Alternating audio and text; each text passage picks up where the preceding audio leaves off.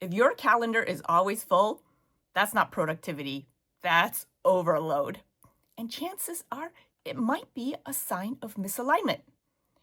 Do you ever feel like your week disappears? Meetings, messages, last minute requests, and you barely have time to think?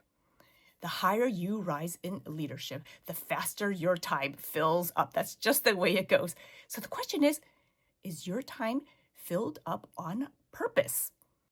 So in this video, we'll talk about why so many leaders lose control of their time. We'll learn how to create space for strategic thinking, and we will build simple boundaries that protect focus without slowing progress. Leadership attracts demands. Everybody wants a piece of your time. Most of the leaders I know, they have an overflowing inbox, which, by the way, is a topic I will be addressing in another video. But leaders are popular.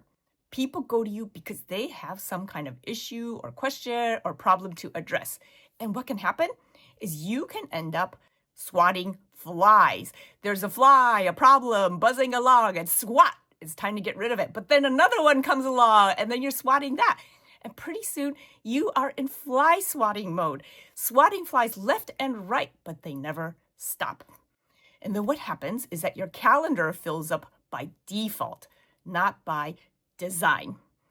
You can't lead strategically if every minute is reactive. Effective leadership happens when you have time to think, not just react. And how do you do this? You prioritize your priorities. In other words, leaders set priorities. That's the job of leaders. They set priorities for what's important, what needs to be focused on, what needs to be done. But what is also important is that as a leader, you need to prioritize your ability to do that. Prioritize the priorities. You need to make it a priority to be able to think ahead and set or adjust priorities. So the way that you do this is that you block time for deep work every week, and you treat it like a key meeting that can't be moved. Because even an hour of uninterrupted time can reset your focus. Now, I already hear some of you say, what, an hour? I don't have an hour. I am so busy. Okay, well, I get that. Start small, 10 minutes, 15 minutes, 30 minutes, whatever fits your schedule to begin with, and then slowly grow that chunk of time. Maybe it's at the end of the day, or maybe it's first thing in the morning. However you work and when you think at your best, put it on your calendar. And if somebody wants to schedule a time with you, you can say, sorry, I'm booked, because you are. You have a meeting with yourself. A full calendar isn't bad. An unmanaged one is. Daily rhythms are good, but weekly ones, they set you up for a successful future. I do daily check-ins at the end of the day, and then every Friday, I look ahead to the next couple of weeks. So I always have about like a 4-week window or so.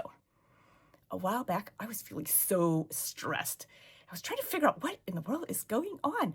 As a consultant, I partnered with leaders with vision to translate strategy into actual execution. And so what had happened was I realized the next 3 weeks, I was coordinating 3 different national events for 3 different organizations. Things were just falling out of my head, and that was why I was feeling stressed. And then I asked myself, what? How did I not realize this? Well, it was because I confess I wasn't doing my weekly review. I was not looking ahead. I was not reevaluating my priorities. When you review your week, ask, does my time match my role? And so you can use a couple of filters to discern that. First of all, uniqueness. Are you leading meetings that only you can lead? Doing things that only you can uniquely do because of your role. Second one, influence. Where do you need to be involved where your input is driving direction, not details? You are influencing on a higher level, not getting into the weeds. Review. This has to do with opportunities where you can get quick updates. And emphasize the quick. Often, a lot of updates can be done via email, shared document, things like that. But sometimes there is benefit to having a conversation on updates, especially when you have the ability to keep people in line with future direction. Now, everything else can be reduced. You streamline it, you compress it, you automate it. Could be reassigned, where you delegate it to somebody else, or could be removed. Just drop it all together. You do not need to be the one to take care of this. Every yes costs time, focus, and energy. And boundaries aren't walls, they're clarity. So before accepting a new meeting or project, ask yourself, is this the best use of my time? Or is this really just the easiest yes? Because clear boundaries help your team lead at their level. Now, by the way, if this hits home, I wrote a book called I'm Not Neat, but I'm Organized, and it walks you through how to prioritize and focus on what matters most. So check below for a link. Controlling your time isn't about doing more. It's about doing what only you can do. When your schedule reflects your priorities, you lead with more clarity, with more confidence, and margin. Your calendar tells a leadership story. Make sure it reflects what matters most, not just what demands your attention, those flies that are buzzing around. When you lead your time with purpose, you lead your team with clarity. And that's how you become a more effective and productive leader. Be sure to subscribe for more practical ways to lead with focus and intention.